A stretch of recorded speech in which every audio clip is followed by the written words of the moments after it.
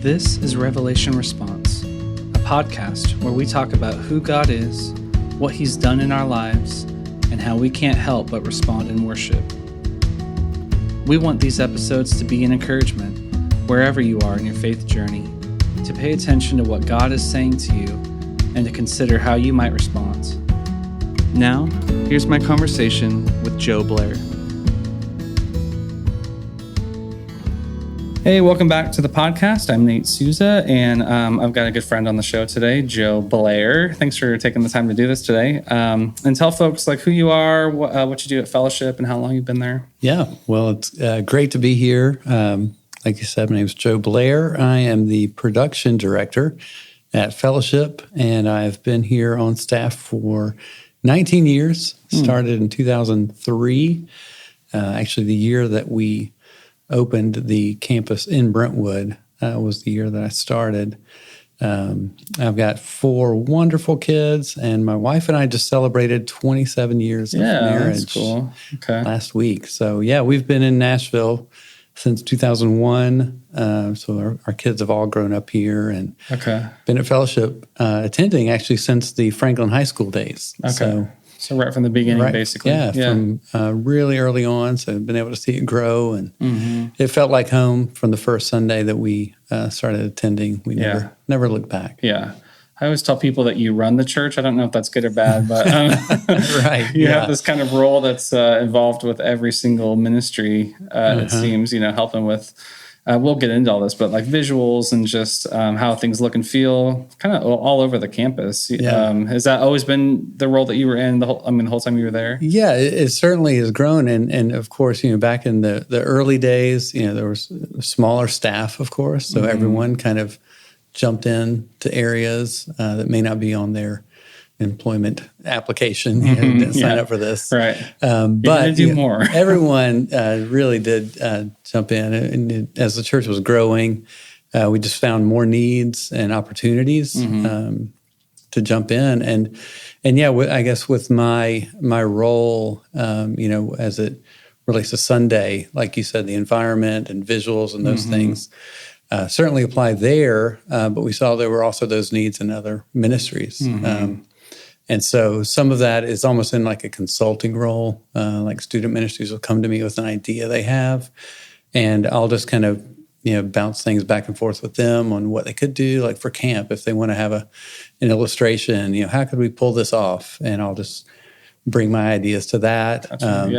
Sometimes physically help them get those off the ground. Other times it's just, to brainstorm with them. And so I've been able to do that, which I love. I love doing that. And I've enjoyed that aspect that goes beyond just a Sunday morning. It's a lot of reach on that. So maybe tell us a little bit about how you got started with like visual stuff, and maybe a little bit of your backgrounds on other jobs that you've had or whatever. Like, how did you get into this line of work? Right. Yeah. Well, my background, my degree's in mass communications. And so that, of course, covers a broad spectrum from cinema to radio to TV, all those things.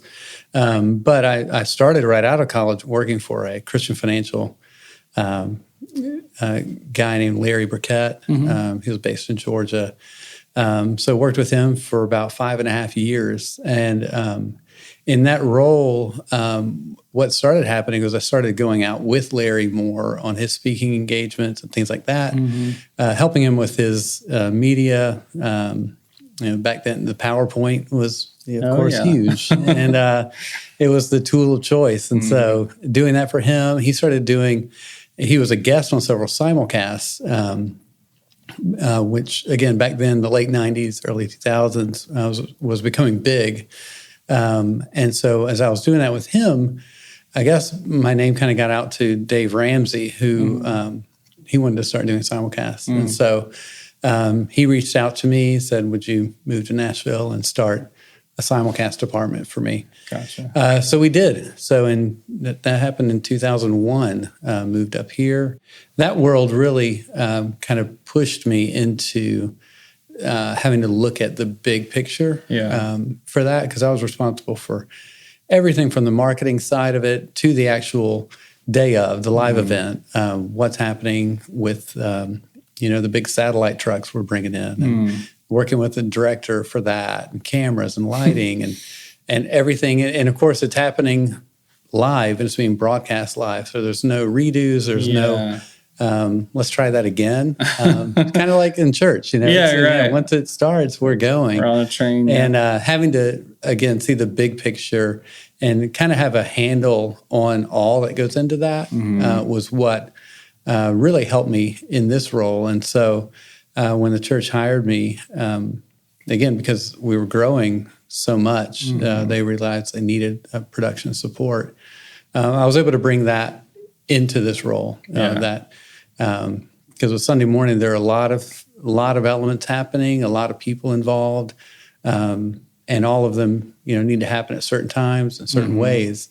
And so bringing that into my role was very helpful training, I guess, coming into it. Yeah. And the creative side, I've always enjoyed, design and just how things look and how things make me feel when I see them.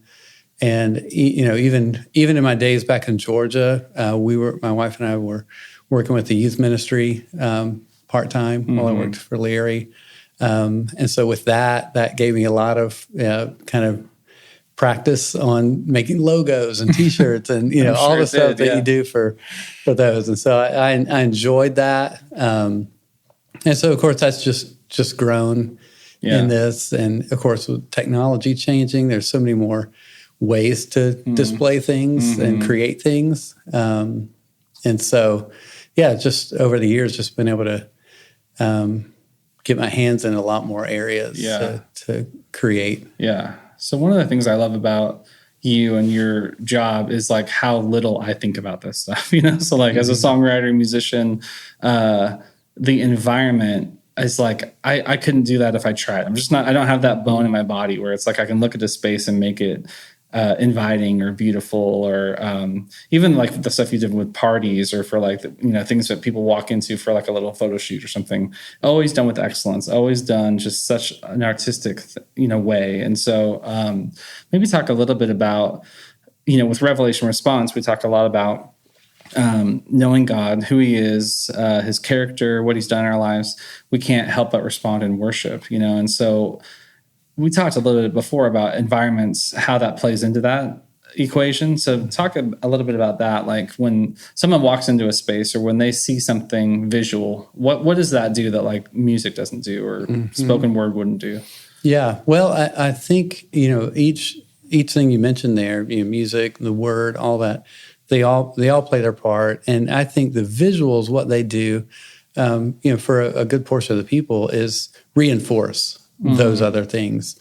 There's a time and place for a visual to be the content, to be the main thing. Obviously, if you go to an art gallery, that's what you're going to see. Look at all this stuff. But in our space, I see the visual as being something that can create a lasting impression in someone where they may not remember all the words to a song, but I feel like sometimes what is happening during that time just gives one extra layer of depth to what is happening inside them. And a lot of times it's not even something that they could speak or say, I felt this way because of what I saw. It's just an internal thing that happened in that time where, think of it a lot of times in what you do in your home if you're inviting someone over.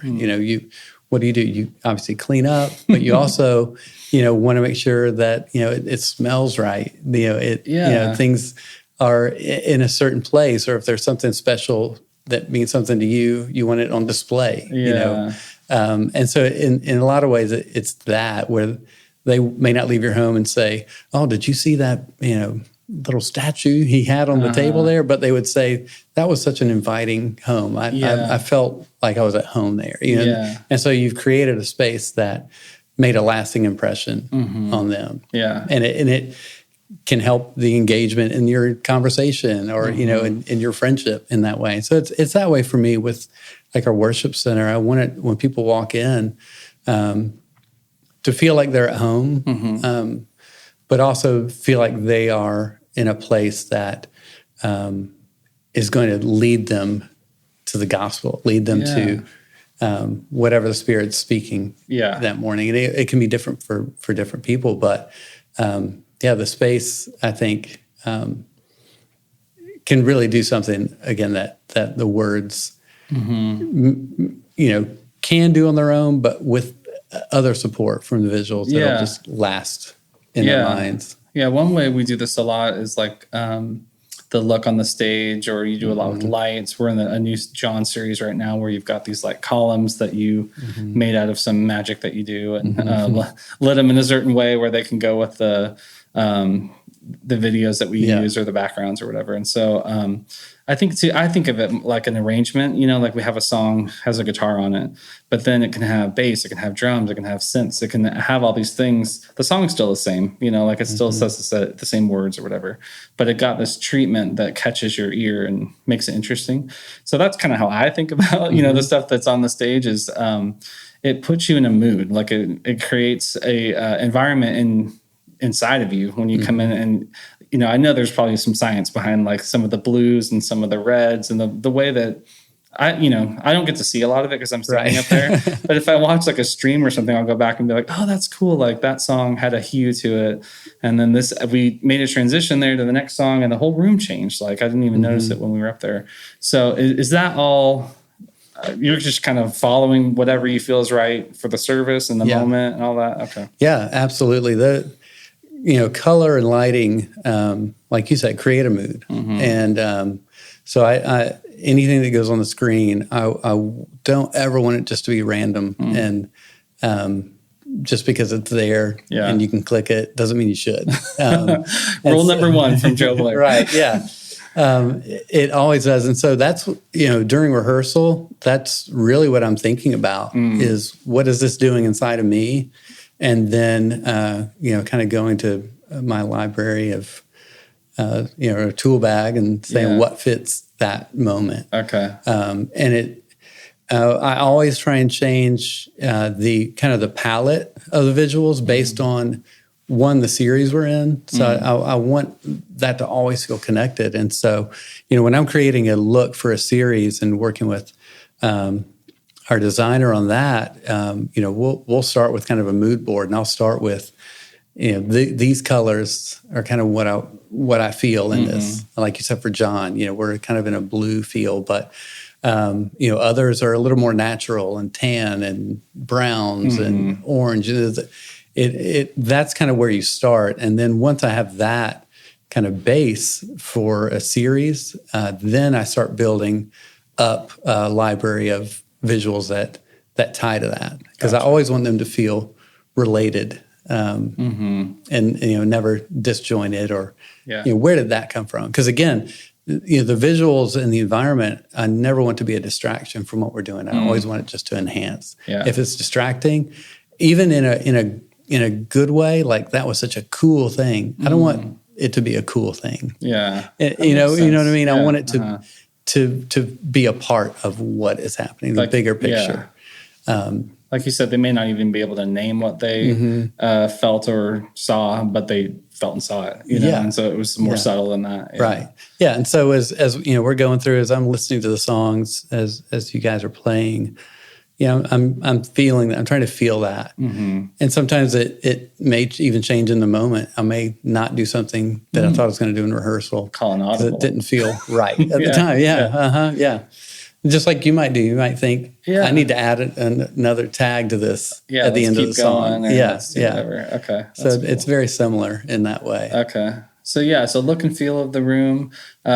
We talked down and also jotted down some ideas about a big part of what you do is sermon illustrations, physical illustrations, maybe for lack of a better term, or and some have become installations on the campus. So maybe just talk through. I know we've got a couple written down, and part of it too is just so folks know, like, you've been at the church for so long. You're in a particular role at the church where I think that you see a lot and you know a lot of our body and a lot of the stories. And so one of my ideas for the podcast was just to kind of have you walk through what's some of the big moments of fellowship, where are some of the pivotal either illustrations or physical things that we've done. And so that's part of what I want you to walk us through as well. Yeah.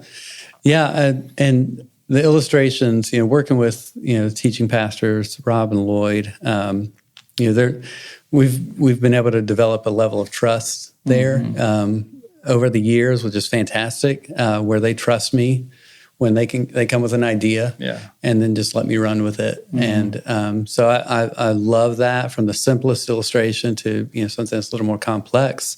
So like lasting illustrations that we've seen over the years. Back, I believe it was 2008, we were in Nehemiah. And at the end of that series, we broke probably 3,000 porcelain tiles into pieces. And I sat there. I remember it well because I had a broken ankle at the time, so I couldn't get around well. So I sat on a stool with a hammer and a table and smashed tiles for an hour or two. Yeah. When you say we broke tiles, who's breaking them? Love that. Yeah. You'll see a theme here. Right, I'm sure. Right. And so then we placed those tiles on the floor of the worship center. Like everywhere you looked, you saw white porcelain broken tiles. And so those tiles were an illustration of our brokenness. And you couldn't help but feel it. And this illustration ties to the environment in the room as well, because even during the message, you could hear the tinkling of the tile on the floor. When people walking around. Their feet just moved, sitting in the chair. You would hear it all throughout. And it was a audible reminder of our brokenness, as well as looking down and seeing it and being careful not to step on one and slide and break an ankle. Yeah, right. I didn't break my ankle because of the tiles, by the way. That's a good clarification. It was different. And so that illustration, then we thought, how can we keep this as a reminder on the campus? So we actually dug 2 trenches between the worship center and learning center and buried those tiles. And people also wrote on the tile their brokenness. That was another part of it. So we had them pick up a piece of tile off the ground and with a Sharpie write on it. So we took all those, we buried them under the sidewalk between the worship center and learning center, and then placed broken tiles on top of the concrete to fill it back in. So if you walk between the learning center and worship center now, you'll see these 2 trenches that have white broken tiles along the way. And a good portion of the body wasn't here then, so they don't even know what they're walking on. But it's just a reminder. And if someone even asks, I could tell them what that was and what it meant. We do have a little plaque sitting there in one of the flower beds that talks about our brokenness in Nehemiah. So that one was one that really stands out to me. Another one was when we finished a series we were doing on Abraham. I built an altar on the stage. Of course, that when altar. You say altar, what do you mean by that? Just a big stone mess, dirt and everything. Was on there with the sticks to burn. Everything was on the stage, and it was like human size. Like it was human size. Yeah. It was large enough to put someone on. Not that we would. Right. And so that was such a kind of a striking visual when you walked in, just to see this, 2,000-pound altar sitting on the stage. And then I had that one I put together, just stacked it around a barrel to make it that way. But then had a professional, fire pit builder make one for us that we then had setting out outside of the worship center that we had fire burning in. And so people with that took a little piece of wood that we had where they wrote, what are they willing to sacrifice in their life? So they would write something on that stick. And as they left the service, they threw it into that altar. And it was powerful. It was something that, there were, significant personal decisions made on that day. And so we then took that altar and had it permanently installed over by the pond. Again, just as a reminder of what happened in that moment.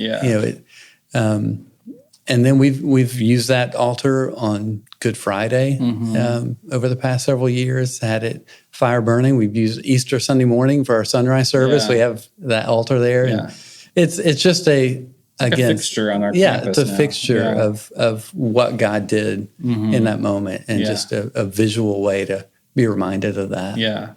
So these 2 are really good examples of a couple things. One is when you say lasting, it's really cool that people can still see these on the campus. It's not like a one and done type of thing, which would probably be what I would do, So I love the thought and the intentionality behind, we're going to use these in earnest, like during a series or a weekend, but then you're going to see them. If you're on this campus, they're going to be inescapable. They're going to be right in front of you, just as a reminder. And so that as they stack up, it's like, oh yeah, that was from that series. That was from that series. It sort of tells a story of fellowship a little bit, just on the campus. And you may not know it if you're brand new. You don't know why that's out there, the tiles.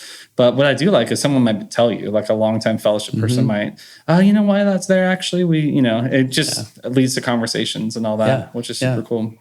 The other thing too, I was thinking was, the thought of like involuntarily moving over these tiles, making noise, or physically getting up and interacting by, writing something down and watching it burn.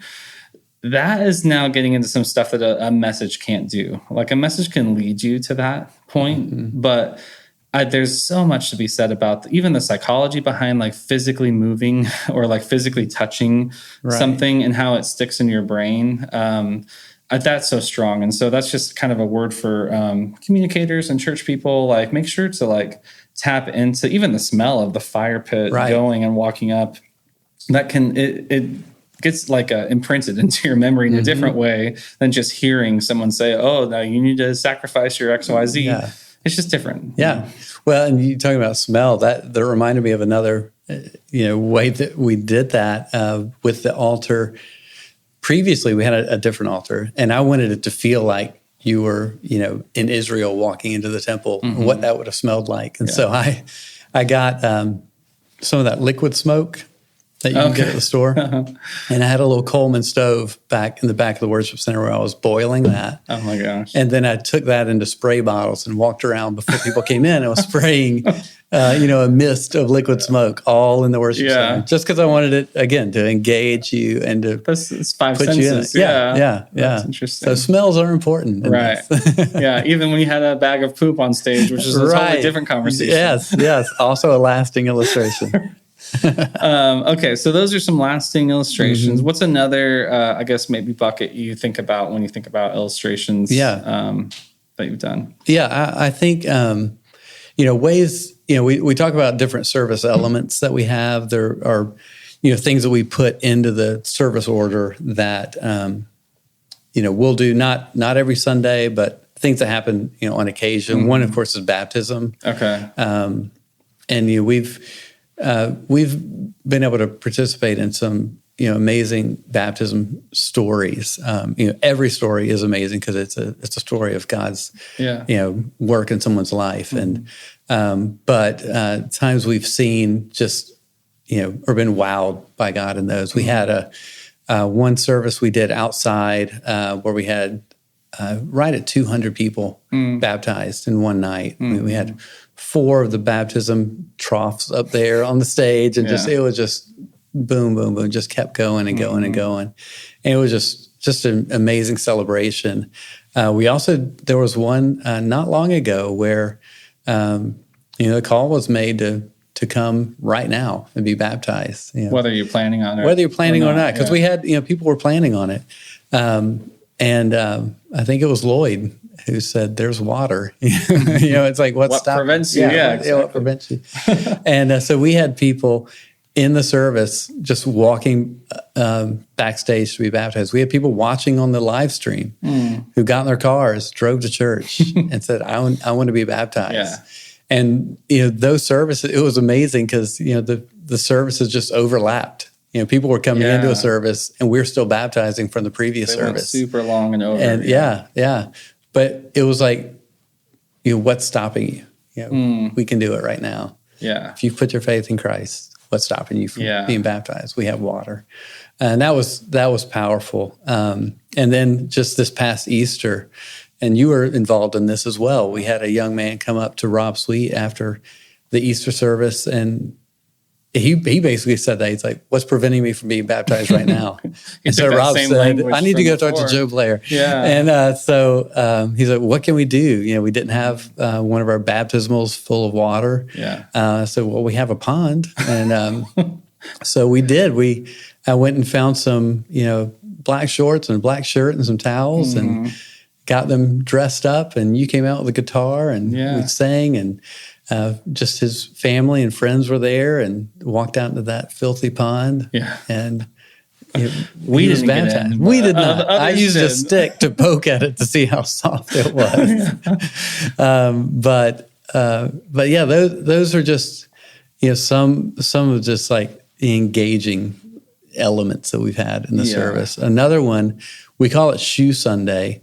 And, for those who've been here for a while know that phrase, but we were talking about generosity and what can we do in the moment. Obviously, you could write a check or, text in to give, and those are certainly wonderful, but it's like, what else can we do physically right now to give? And so Lloyd asked everyone to leave their shoes at church, just to, they're wearing, who knows what, they could be wearing their Sunday best shoes, right?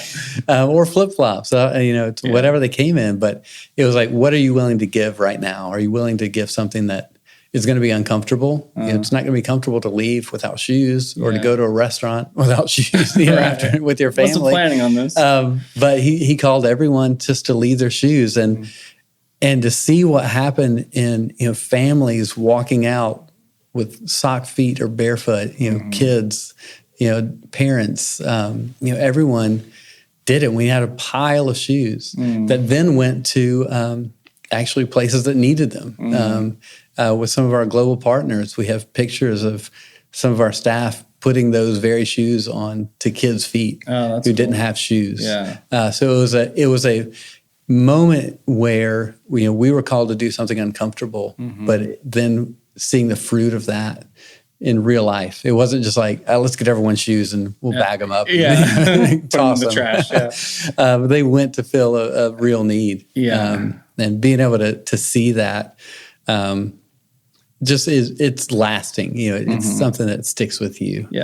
I wasn't there for that one, but I've heard that story told so many times, just for what it did in someone's life, or I remember how it was, or so a lot of people tie the word humility to it. Like there's a humility that came with just walking out with no shoes on and being like, I was asked to give them away in obedience. I just gave them away. And like you said, it wasn't just because I learned something. They also went to go bless others. And so there's that twofold kind of thing about it. Well, and it was something, even for us who knew about it, for Lloyd and me and those of us on the team at the time, we knew it was happening. So it was a real test to us. What were we going to wear that morning? It was a struggle. It was like, I don't really like these shoes. I'll wear these. I can see you in your closet that morning. Do I go left shoe or right shoe? Right. Yeah. It feels like a flip-flop day today.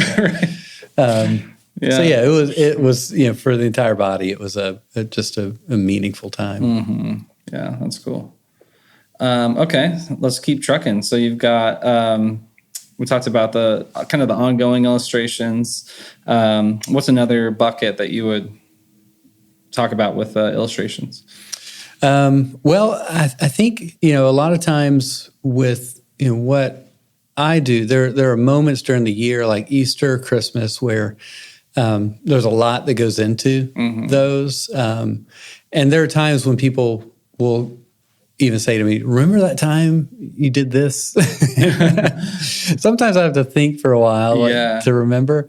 But there are those big moments where, like at Easter, we always do a lot with flowers. And people are like, well, I remember that time we had the flowers hanging up there. And my eyes kept getting drawn up to it. And the whole morning my eyes were lifted up. And but then there are other times where simplicity is really the key to the engagement and or to the lasting impact. The simplest things, I think back to some Good Friday services we did where we would do one service on the hour every hour. We started at 7 in the morning, ended at 7 at night. And in that, the environment was dark, reflective, candlelit. And some of those had 10 people in them. There were 5 people. But the moment, the simplicity of that, where you're coming in, you're hearing simple music, you're being served communion by elders standing at the front, but the power of that. And, we had just a large cross on the stage, and that was kind of the stage was set with that. Yeah. Not a lot. There wasn't anything flashy or, big or huge. It was just simple. But I remember sitting in those services, just every single one, just being moved by the power of the moment, but just the gravity of it. And you didn't need anything else other than a cross. Yeah, right. For that moment. Yeah. So, it was simple, but powerful. And, and that applies to, other things beyond Good Friday, even with illustrations that we do during a message. Sometimes it is just the simplest common thing. It could be a small box on the stage with tiny seeds that are planted. And that's it. It's just, that. It doesn't need to be the big grandeur thing. Right, right. Or maybe it would take away if it was. Like, right. It's like a different thing. Yeah. And so I'm always looking for that balance, again, with technology and even, trends in churches. The trend is to always go for the next big thing or what can we do that's not been seen before. And I always want to, again, when we have an illustration, I want people to remember what the message was of the illustration, not how it was done or the wow factor of it. But I want that visual just to be something that they can connect back to, or like a hook in their mind where they can hang that that verse on or that phrase or whatever it is that they're hearing that morning. I want them to be able to have something to connect it to, and so that can be the simplest thing, or it can be crazy at times. Right. Yeah, I've heard a lot of people refer back to sermon series by the way they looked. A lot of people will, and I'm sitting here, I don't even remember what the sermon series was, but what was one that we used the water line and the heart iceberg? The iceberg. Yeah. What was that? What series was that? That would have been, we did the Wholehearted series. Was where that started, but then we kept that going.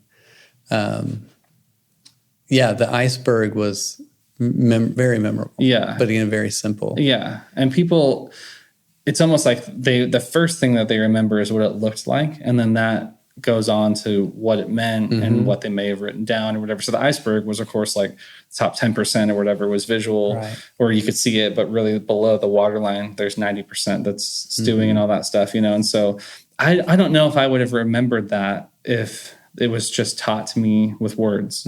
But I remember exactly what the iceberg looked like. I remember he would write on it and there'd be words all over it. And so again and again, we keep coming back to that theme of making it sticky for people that they can. I remember the Abraham series because I remember that altar. I remember the sacrifice and Abraham and Isaac and the whole thing. And so, we do that in songwriting a lot. It's like the line of the chorus, or you said hook. We use the same term. Like what's the hook of that song? Like when someone remembers, oh, that's the one that talks about, he's our cornerstone. I love that song, Cornerstone. That's memorable and sticky, And so I think in the life of a church, these visuals are so important, And as you were talking, I was thinking too about, I don't know if I've ever connected it like this, but like the Bible is very visual, like the story of God. Even when you were saying altars, there's altars there. They would make an altar. They would put all the rocks together. They would sing a song. And every time they walked by that altar, this is where he delivered us, or this is where, they put the stake in the ground kind of thing. I think about the, I'm not in the wind or that mountaintop experience. I'm not in the crashing thunder and all this stuff. I'm in the still small voice.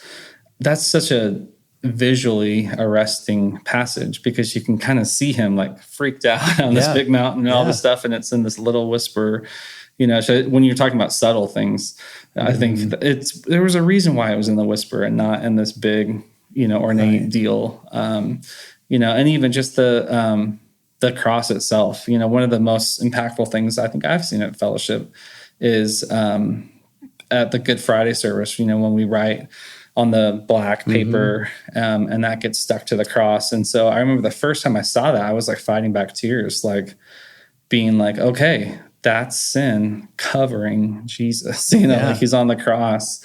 And it goes to that physical engagement that we're talking about. You physically are taking a hammer and a nail and you're hearing, even when you're in line, you hear that sound of the hammer hitting the nail into the wood over and over and over and over again. Yeah. And then you physically go and do it. It sticks with you. Yeah. It's like, what song did we do that day? I have no idea. I remember the sound of the metal clanging as people walked out the door with nailing their sins to the cross, you know?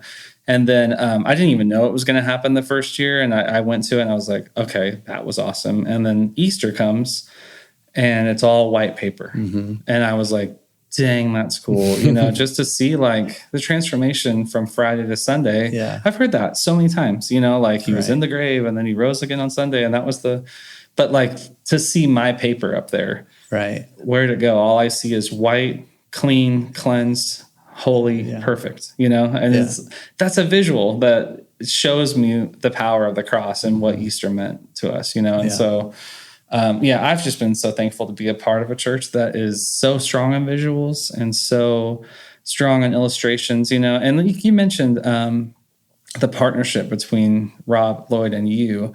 I think that can't be like overstated, like how important that is, you know? Because they're so gifted at things that you're not gifted at. And vice versa, you know, like, and they think, okay, I want to teach this text this way. I need to explain it. Joe, help me, you know, and that trust is so important for them to say, you know, because at that point, it's like you're part of the message and you're trying to say, okay, people that go to fellowship, how can we help you learn this? How can we help you internalize that? And so, that's just another partnership I would encourage folks that are part of church ministry to find, you know, and to have, even if it's just a volunteer at the church that's great with visuals or can think through communication and developing an idea into something better and better until it's, wow, that's impactful, you know? So I don't know if you have any further thoughts on that, like in terms of how people can enhance their Sunday experience. You know? Well, you're exactly right on that. Finding someone that even if it is just throwing ideas at, you know, someone who will just listen, who can, you know, give a counterpoint to your point. That's so necessary because you know, a lot of times we can get kind of tunnel vision and this is what I want. I'm going to do whatever it takes to get that without hearing what else is out there. And so for someone in the church who, you know, is struggling with that, you know, find someone that you can trust enough to bounce ideas off of. And again, think of beyond just the words that are going to be said and you know, how else can we teach this in this way? And so, because I mean, that is something that I absolutely love about what I get to do, is just having that collaborative, you know, interaction with Rob and Lloyd and just being able to, like be brought into that process of teaching in my way. And so, it's a blast for me. I mean, I love it. I mean, that's why you've been around so long. It's like, you know, and it's, you know, the way we teach, you know, just going through these verses, it's so good for my soul to be able to sit with these things, you know, even before Sunday morning, have time in the passage, and you know, it's able to, you know, I'm able to grow in that process too. It's not just going to Home Depot and finding a bunch of random things to put together for an illustration. You know, it's a spiritual process. You know, for me, and so it's such a joy to be able to do it, and being able to lead in an area, you know, like the visual arts, and do things in that world in the church. It's just to combine it like that. It's just, you know, the greatest thing. Yeah. I'll ask you like one more question too about, so I've been kind of tracking with the stuff you're saying about, like when you're talking about illustrations, you said like, I'll go with what I feel, or what does this passage make me feel? And that translates into a visual look, or even with artwork. It's like, there's something in there that's intrinsic to you, and that's maybe a gifting or whatever that you're able to make that jump. I might feel something, but I don't know how to visually represent it, And so with the revelation response, like that subject matter, like I feel like that's your response, like that's your worship, is by leading folks in this way, and I wonder if there's something that sticks out. I mean, 19 years is a long time, but something that sticks out to you in terms of like when you felt maybe one of the biggest revelations, and just what I mean by that is I met God big time in this part of my story at Fellowship, or through this, series or illustration or whatever. And then what a response was like for you, just that involuntary, like, yeah, I saw God this way, or I understood him for the first time like this, and this is what came out of me, or this is what happened as a result. Anything come to mind? Mm-hmm. Yeah. 19 years is a long time. Think about all of it. Yeah. I will. I mean, one thing does jump out, and I referenced it earlier. Mm. It was a Good Friday service. I know we've mentioned Good Friday a couple of times, and that in its own right is obviously a powerful service. But it was one particular service where I went and sat in the seats, because a lot of times I'm either moving around or I'm up in the booth, or not like physically necessarily engaged in the service, because I have a lot going on, but because of the simplicity of that service, the work was done ahead of time. Okay. And so I was able to sit, and I remember sitting there long after the service had ended, and just tears coming down, looking up at the cross on the stage. And I'd seen that cross a lot. It wasn't the first time you looked put at it up there, yeah. And it wasn't something I was expecting, but it was the gravity of Christ's sacrifice. I think hit me more in that moment, or came into more meaning in that moment than it had, and it was like I could do nothing but shed tears in that moment and just cry and just. But then respond with thankfulness and gratefulness, and it made me look forward to Sunday morning even more in that moment, to be able to celebrate the resurrection, because I could almost feel the physical weight of that sacrifice in that moment, if that makes sense. Totally, it's like just didn't want to get out of my seat, didn't want to get up. Yeah. That's how certain songs hit me, like where I just sit there and it's almost like I've heard a lyric a bunch of times, but there's something about it that speaks to me different. And like you said, at that image of you just sitting there, like, I don't want to move. I can't move. Yeah. I need to stay where I am and just let this happen, like let it just soak in until it's done. Yeah. And that was after sitting through a half a dozen of those exact same services. It's just in that moment. Yeah. So that one jumps out to me. Yeah. Well, dude, thanks for coming on today and talking through a lot of this. It's this is a different episode for the podcast, because it's not really about music but it's fascinating for me to see revelation response play out in different genres of work, and for this being a visual thing or a mood or a artwork, and illustrations is just kind of goes to show like how this is how God works, and it's through music, it's through other things, it's through writing sermons, it's through a lot, So I appreciate you just, and all the work you've done at Fellowship. Just wanted to say thanks for making it awesome and putting your heart and soul into it, because it really does matter, and people are better for it. So, well, thank you. I enjoyed it. Yeah, I love it, and it's a joy to be able to do this work. That's awesome. Revelation Response is produced by Fellowship Bible Church and Fellowship Songs. You can check us out online at fellowshipbiblechurch.org, or by searching Fellowship Songs wherever you stream your music. Also, please leave us a like and give us a follow to hear more episodes like this. Thanks for listening.